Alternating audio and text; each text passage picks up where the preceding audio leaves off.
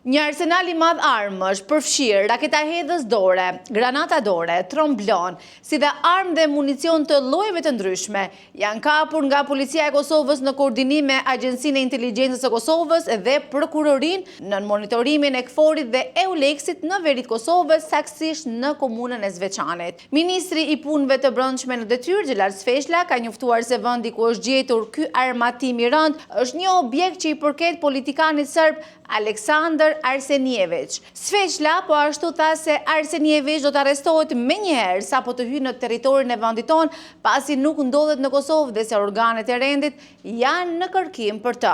Tutje ministri në detyrë shtoi se institucionet e sigurisë do të vazhdojnë operacionet e tyre pa kompromis me qëllim të shërrënjosjes së të gjitha mbetjeve kriminale dhe terroriste që sipas tij vijnë nga strukturat e Serbisë. Për më shumë informacion qëndroni në telegrafi.com.